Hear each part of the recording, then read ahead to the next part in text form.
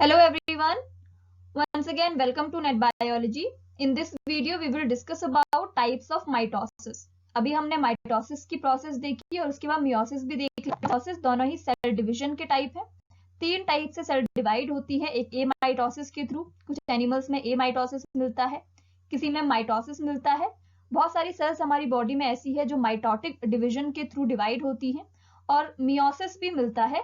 जो germ line sales हैं उनमें माइटोटिक डिवीजन भी होता है, लेकिन उसके बाद जो मेन डिवीजन है वहां पे वो मियोटिक डिवीजन है, जिसके थ्रू 4 गैमीट्स बनते हैं, हेप्लॉइड। ठीक है, तो हमने माइटोसिस भी देख लिया था, मियोसिस भी देख लिया था। अब इनके टाइप्स एक बार देख लेते हैं और उसके बाद मेन मुद्दे पे आएंगे, that is regulation of cell cycle, जहां से सबसे ज्यादा क्वेश्चन पूछा जाता है और वो सबसे ज्यादा इंपॉर्टेंट टॉपिक भी है। तो पहले टाइप्स देख लेते हैं एक बार, माइटोसिस के भी और इसके बाद मियोसिस के भी टाइप्स देखेंगे। तो स्टार्ट करते हैं इस वीडियो को। मियोटिक डिवीजन जो है, इसमें 2 टाइप से हम इसको कैटेगराइज कर सकते हैं, इसके टाइप्स को, on the basis of aster formation, अगर एस्टर है या नहीं है उसके बेसिस पे, एस्टर फॉर्म हो रहा है या नहीं। एस्टर के बारे में हम पहले प्रीवियस वीडियोस में देख चुके हैं कि एस्टर क्या है। और दूसरी चीज होती है on the basis of location of cell division, मतलब सेल डिवीजन कहाँ पे हो रहा है उसके लोकेशन के बेस पे भी हम इसको डिवाइड कर सकते हैं, कैटेगराइज कर सकते हैं, और on the basis of aster formation. ठीक है, 2 मेन तरीके से। On the basis of location of cell division, इसके बेसिस पे 2 टाइप के माइटोसिस मिलता है, और पहला टाइप है इंट्रा न्यूक्लियर माइटोसिस एंड दूसरा टाइप है एक्स्ट्रा न्यूक्लियर माइटोसिस। इसके नाम ही से पता चल रहा है, इंट्रा न्यूक्लियर का मतलब न्यूक्लियर के अंदर, न्यूक्लियस के अंदर, एंड एक्स्ट्रा न्यूक्लियर मतलब न्यूक्लियस के बाहर। तो डिवीजन साइट कौन सी है, एक न्यूक्लियर के अंदर, न्यूक्लियस के अंदर, और एक न्यूक्लियस के बाहर। ठीक है, सबसे पहले बात करते हैं इंट्रा न्यूक्लियर माइटोसिस की। It is also termed as closed mitosis, और इसको क्लोज्ड माइटोसिस क्यों कहते हैं ये भी हम डिस्कस करेंगे। In this type of mitosis, the nuclear membrane remain intact and spindle fibers will form inside the nucleus. यहाँ पे क्या होता है, जो इस टाइप के माइटोसिस में जो डिवीजन है, मतलब स्पिंडल फाइबर की वजह से क्रोमोसोम्स पोल्स की तरफ मूव करेंगे, ये सारी चीजें ये न्यूक्लियर मेम्ब्रेन के अंदर ही होता है। जैसे कि हमने पढ़ा था, जो नॉर्मल टाइप का माइटोसिस है उसे एक्स्ट्रा न्यूक्लियर माइटोसिस कहते हैं। उसमें पहले न्यूक्लियर मेम्ब्रेन और अदर सेल ऑर्गेनेल्स डिसअपियर हो जाते हैं। ठीक है, वो डिसोसिएट होंगे, उसके बाद फिर सेंट्रियोल पोल्स की तरफ जाएंगे, फिर स्पिंडल फाइबर्स बनेगा, फिर उसके बाद वो क्रोमोसोम्स के साथ अटैच होगा स्पिंडल फाइबर, और फिर उनको मूव करवाएगा। ऐसी चीज हमने देखी थी। लेकिन यहाँ पे वो सारी प्रोसेस सेम है, स्पिंडल फाइबर्स भी फॉर्म हो रहे हैं, लेकिन वो न्यूक्लियस के अंदर फॉर्म होते हैं। ठीक है, और न्यूक्लियस के अंदर ही ये डिवीजन होता है, that's why intra nuclear mitosis. Examples है लोअर यूकैरियोट्स, जैसे यीस्ट हो गया, यीस्ट में भी इसी टाइप का सेल डिवीजन मिलता है, माइटोटिक डिवीजन मिलता है।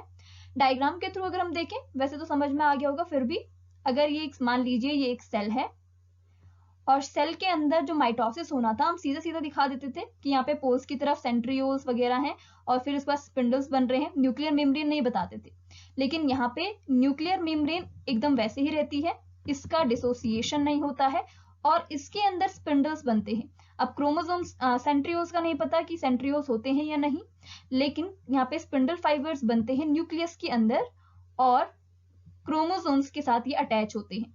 ठीक है, फिर वही सारी प्रोसेसेस होंगी, क्रोमोसोम्स कंडेंसेशन का काम होगा, क्रोमोसोम जैसे ही कंडेंस होंगे उसके बाद इनसे अटैच हो जाएंगे, फिर पोल्स की तरफ मूव होंगे, पहले वो मिडिल लाइन में होंगी, फिर पोल्स की तरफ मूव होंगे, और उसके बाद टेलोफेज में वापस से सब चीज रिवर्स हो जाएगा। वही सारी चीजें यहाँ पे भी होती है, लेकिन न्यूक्लियस के अंदर ही होती है। यहाँ पे न्यूक्लियर मेम्ब्रेन डिसअपियर नहीं होती है, बाकी सेल ऑर्गेनेल डिसअपियर हो सकते हैं।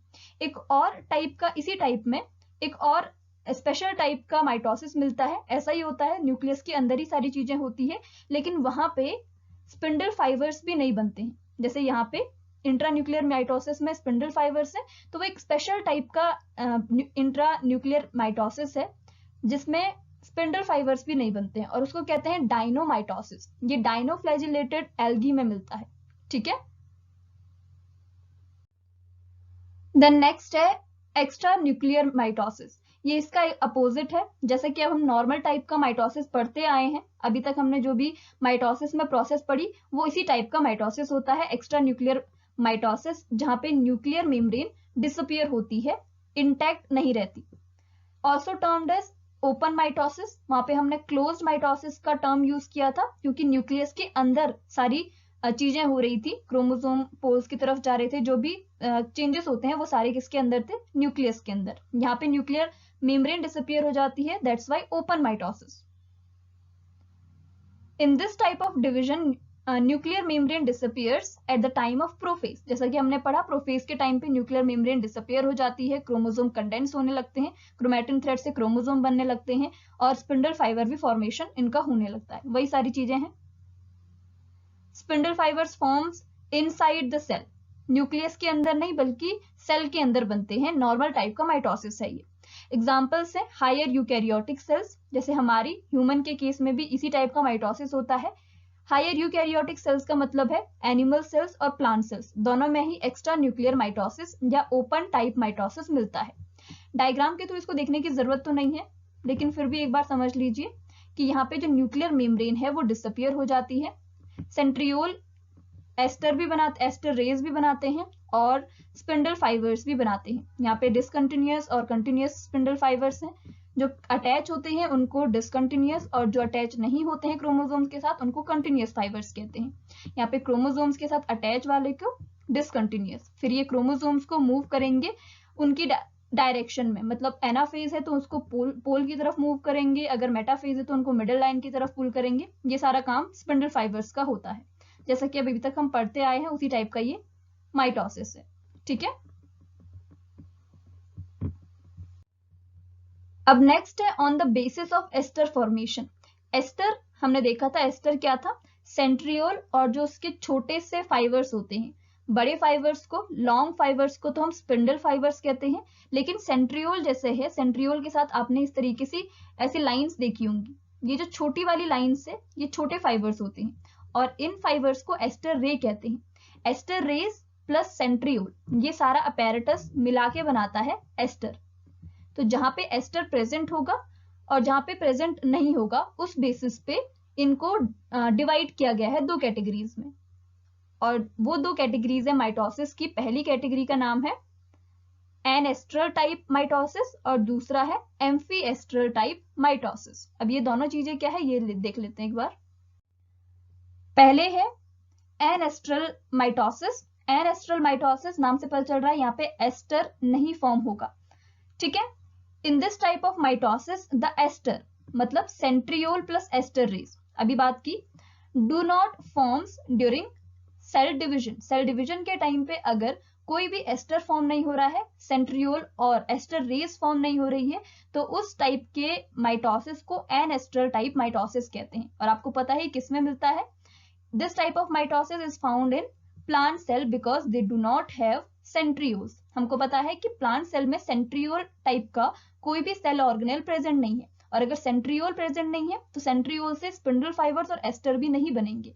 तो यहाँ पे एस्टर रेस और सेंट्रियोल नहीं होता है, लेकिन स्पिंडल फाइबर्स मौजूद होते हैं और वो किससे बनते हैं, ट्यूबुलिन मोनोमर से, जो सेल में प्रेजेंट है, सेल साइटोप्लाज्म में प्रेजेंट होते हैं ट्यूबुलिन प्रोटीन, और उन्हीं के मोनोमर्स मिला के स्पिंडल्स बनाते हैं, लेकिन यहाँ पे सेंट्रियोल्स नहीं होंगे। ठीक है, तो इनकी इसी वजह से, क्योंकि यहाँ पे सेंट्रियोल्स नहीं है, इस वजह से इसको एनएस्ट्रल माइटोसिस कहते हैं, जो किसमें होता है, प्लांट सेल में। ठीक है, देन एम्फीएस्ट्रल माइटोसिस। एम्फीएस्ट्रल माइटोसिस, एम्फी का मतलब दो से है, बोथ, तो दो टाइप के यहाँ पे एस्टर फॉर्मेशन होगा।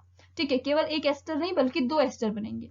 It is found in animal cell. Animal cell में हमने देखा दो सेंट्रियोल होते हैं, इनका सिंथेसिस होता है, डुप्लीकेशन होता है एस फेज में, और ये दोनों ही पोल्स की तरफ फिर माइग्रेट करते हैं, और दोनों ही पोल्स पे स्पिंडल फाइबर्स भी बनते हैं और एस्टर रेज भी बनती है। तो दोनों में ही क्या है, एस्टर प्रेजेंट है, एस्टर अपैरेटस दोनों में ही प्रेजेंट है, दोनों ही पोल्स पे। तो दो एस्टर होने की वजह से यहाँ पे इसको एम्फीएस्ट्रल माइटोसिस कहा जाता है in case of animal cell.